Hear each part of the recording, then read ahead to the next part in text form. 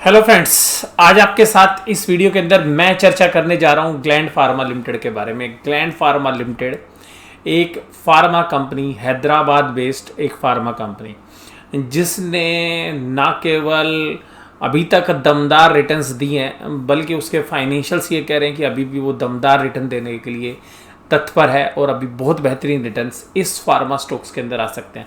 इस pharma stocks को दोबारा से मैंने चुना है क्योंकि ये सेम जो है शेयर हम पहले भी अपने अल्फा मेंबर्स के साथ शेयर कर चुके हैं और अभी भी हमारे इसके ऊपर बुलिश टारगेट है। जो हमारे पुराने टारगेट थे 3000 के, वो आ चुके हैं और अभी भी इस फाइनेंशियल रिजल्ट के बाद हमें पर्सनली ऐसा लगता है कि ये शेयर अभी भी बहुत दम रखता है और मुझे व्यक्तिगत रूप से ऐसा लगता है कि आने वाले 2 या 3 साल के अंदर ये शेयर इतना बड़ा हो सकता है कि इसके अंदर निफ्टी के अंदर, यानी कि जो निफ्टी 50 के जो 50 शेयर्स हैं उसके अंदर आने का भी दम है। रीज़न क्या है मेरा इस कंपनी के बारे में, क्या ये कंपनी करती है, क्यों इस कंपनी को चुना गया है, क्या इसका ओरिजिन है, तो आइएगा अब बात करते हैं इस कंपनी के बिजनेस के बारे में। ये जो कंपनी है ग्लैंड फार्मा लिमिटेड, ये वास्तव में इंडिया की एक बहुत ही बेहतरीन कंपनी थी और हैदराबाद बेस्ड एक जो डॉक्टर्स हैं उन्होंने इसके अंदर बहुत ही बेहतरीन तरीके से काम किया। बाद में ये कंपनी थोड़े संकट में फंसी, उसके बाद जो है डॉक्टर ने ये कंपनी किसी इंडियन प्रमोटर को बेच दी और बाद में इंडियन प्रमोटर्स ने ये जो कंपनी है एक चाइनीज़ प्रमोटर फोजुन फार्मा, जो कि चाइना की एक बहुत बड़ी कंपनी है, उसको बेच दिया और फोजुन फार्मा ने इसका आईपीओ जो है लॉन्च किया था और 1500 रुपये के भाव में पिछले साल इसका लॉन्च आया था। तो इसके शेयर्स के अंदर लोगों का रुझान नहीं था क्योंकि उस समय इंडो चाइना जो है एक टेंशन बनी हुई थी। इसके शेयर्स को भी आईपीओ में बहुत अच्छी सब्सक्रिप्शन नहीं मिली थी, लेकिन आईपीओ के समय से ही हम इस शेयर्स के ऊपर बुलिश हैं क्योंकि इसके जो फंडामेंटल और फाइनेंशियल्स हैं वो इतने मजबूत हैं कि अभी भी मुझे पर्सनली ऐसा लगता है कि एक अच्छा दम खम दिखा सकता है और अभी आने वाले 2 साल के अंदर ये शेयर्स 5000 रुपये तक के टारगेट भी जो है बड़े ईजिली अचीव करने का दम रखता है। ये मेरे व्यक्तिगत राय हैं, आप कोई भी निवेश करें तो अपने फाइनेंशियल एडवाइजर सलाह लें, उसके बाद ही अंतिम फैसले पर पहुंचे। लेकिन क्या रैशनल है इसके पीछे, वो मैं अभी आपके साथ डिस्कस करता हुआ नजर आऊँगा। इसके अलावा जिस तरीके से शेयर बाज़ार हमारे अभी आप लोग जानते हैं कि 16000 के लेवल्स के ऊपर जो है छूने के लिए बेताब है और वहाँ से केवल 200 पॉइंट दूर जो है हमारे निफ्टी का इंडेक्स है।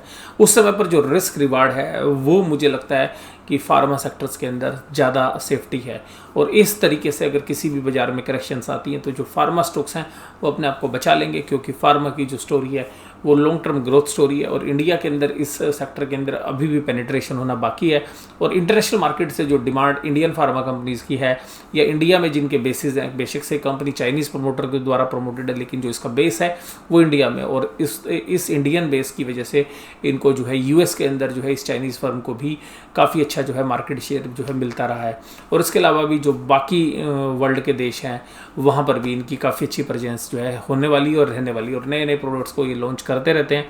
और इसके अलावा जो इंजेक्टेबल जो आइटम्स हैं उनके अंदर इनकी लीडरशिप है, यानी कि जो इंजेक्शन वाले जो बिज़नेस है उनमें इनकी लीडरशिप है। एपीआई बिजनेस अलग से, फॉर्मुलेशन बिजनेस है और काफ़ी बेहतरीन तरीके से जो है हैदराबाद के अंदर इनके जो प्लांट्स हैं वो ऑपरेट होते हैं। तो ये जो कंपनी है ये मुझे क्यों पसंद है ये तो मैं अभी आपके साथ चर्चा कर ही रहा हूँ, लेकिन इसके जो है पहले इसके बिज़नेस के बारे में समझ लीजिएगा। देखिएगा, रिसर्च एंड डेवलपमेंट पे काफ़ी बड़ा हिस्सा जो है ये कंपनी खर्च करती है। सिंथेटिक R&D बिजनेस है, फॉर्मुलेशन R&D, एनालिटिकल R&D है। उसके अलावा ये देखिएगा, ये जो है ये इनकी वेबसाइट से हमने इन्फॉर्मेशन कलेक्ट की है। इसी तरीके से इनकी जो मैन्युफैक्चरिंग यूनिट्स हैं 22 मैन्युफैक्चरिंग लाइंस हैं, 22 प्रोडक्शन यूनिट्स हैं, यानी कि जो इंडिया की बड़ी दिग्गज कंपनीज के अंदर जितनी प्रोडक्शन लाइन्स है उतनी इस अकेली एक कंपनी के पास है।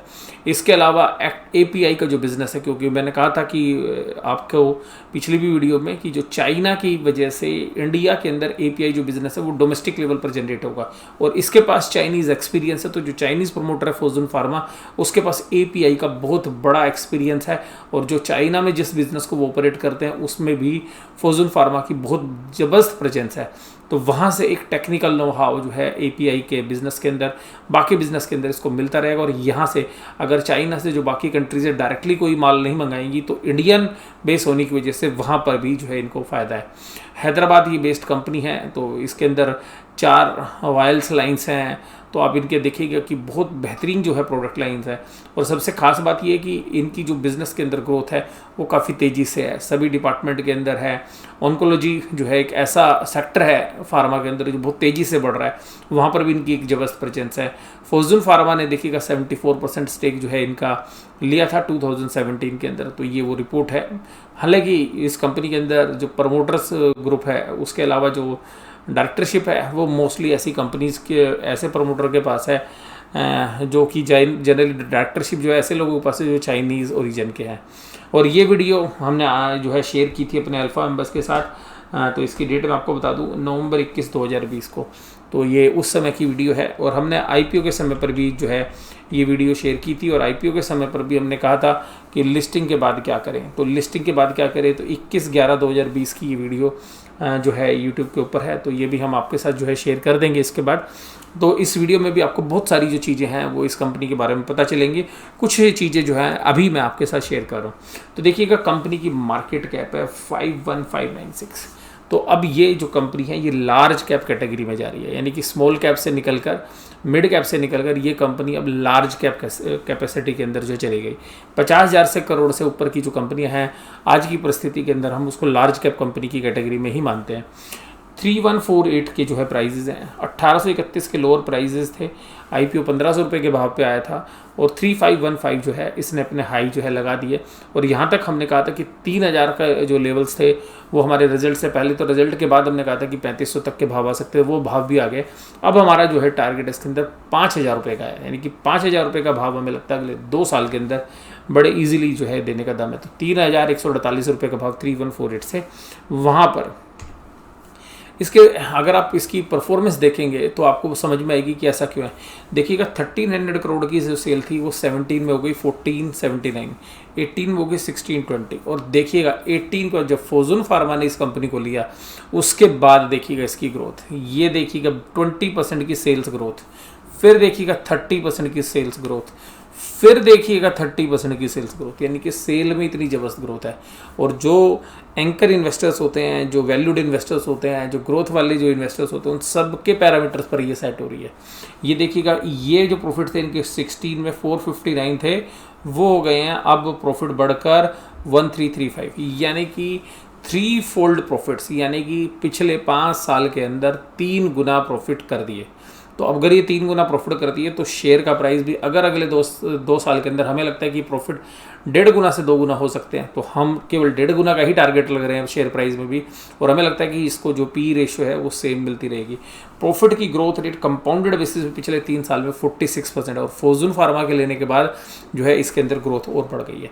तो इन पैरामीटर से मुझे पर्सनली ऐसा लगता है कि ये कंपनी भी बहुत अच्छा दम रख सकती है। और जो हमारे अल्फा मेंबर्स हैं उनको हमने शेयर्स पहले भी जो है बताया हुआ, उनके हमने ये भी बोला कि जो ट्रेडर्स हैं वो चाहे तो प्रॉफिट बुक कर लें। इन्वेस्टमेंट ग्रेड का शेयर से ये अभी भी एक जबरदस्त होल्ड बनता है। तो सभी हमारे जो मेंबर्स हैं उनके लिए यही मैं बात बोलूँगा कि इस शेयर्स को बने रहिएगा। इस शेयर्स के अंदर अभी भी नीचे के लेवल अगर कभी आते हैं तो अभी भी खरीदने के बहुत अच्छे मौके हैं। मार्केट इतनी चल चुकी है, इस चली हुई मार्केट के अंदर सबसे खास बात यह है कि मार्केट की जब करेक्शन आएगी तो इस शेयर्स में भी हो सकता है कि एक मामूली करेक्शन आए, 2600-2700 रुपये तक भाव मिले। तो अपने आप को तैयार रखिएगा। और मैं कहता हूँ कि ये इन प्राइजेस के ऊपर भी काफ़ी बेहतरीन जो है बाय बनता है। और लॉन्ग टर्म के जो इन्वेस्टर्स हैं जो वैल्यू पिकिंग करते हैं उनके लिए बेहतरीन शेयर्स है। और देखिएगा कल हमारी फर्स्ट जो है एनिवर्सरी है, यानी कि 14 जून को हमारी अल्फा मेंबरशिप की। तो ये जो वीडियो है ये हम नॉर्मल प्लेटफॉर्म के ऊपर आपके साथ शेयर कर रहे हैं। और ये हमारे अल्फा मेंबर्स भी जो है इस शेयर्स के अंदर काफ़ी अच्छा प्रॉफिट बना चुके हैं, और अभी भी उनके पोर्टफोलियो में उनको भी मैं यही कहूँगा कि लॉन्ग टर्म के विजन है जिनके पास भी, और जो SIP में भी शेयर्स के अंदर भी इन्वेस्टमेंट करना चाहते हैं, इस तरीके के शेयर्स का अभी बहुत बेहतरीन फ्यूचर हमें नज़र आता है। ना केवल इंडिया के अंदर बल्कि ये जो है वर्ल्ड के अंदर जो इनकी प्रेजेंस है उस डिमांड को देखते हुए, तो दोनों डिमांड, जो इंडियन डिमांड है उसको भी देखिएगा, इंटरनेशनल डिमांड है वो भी। और तीसरा सबसे बड़ा फ़ायदा है कि अगर कोई भी कंट्री चाइना का बाइकआउट करती है तो वो इंडिया में प्रेजेंस होने की वजह से वो बाइकआउट से भी ये कंपनी बची रहेगी। तो इन सभी पैरामीटर के साथ कंपनी की ग्रोथ कितनी बेहतरीन है, प्रोडक्ट लाइन बहुत अच्छी है, और आगे जो है मैनेजमेंट के ऊपर जो है गवर्नेंस जो है, फोर्जुन फार्मा जो है चाइना के अंदर एक बहुत पॉपुलर नेम है। तो उन सब पैरामीटर को देखते हुए मुझे लगता है कि ग्लैंड फार्मा भी यहाँ पर एक बेहतरीन रिटर्न जो है दे सकती है और बेहतरीन रिटर्न देने का दम रखती है। तो मैं ये जो वीडियो आपके साथ शेयर कर रहा हूँ इसमें डिस्क्लोजर यही है कि देखिएगा ये वीडियो हम पहले भी शेयर कर चुके अपने अल्फा मेंबर्स के पास, तो उनके पास जो है एक नीचे के लेवल पर भी ये शेयर्स होगा, और जो नए अभी अल्फा मेंबर्स जुड़े हैं उनके लिए भी देखिएगा इसमें खरीदने के बहुत अच्छे मौके हैं। तो मैं ये वीडियो यहीं पे समाप्त करता हूँ। वीडियो देखने के लिए धन्यवाद। Thank you very much.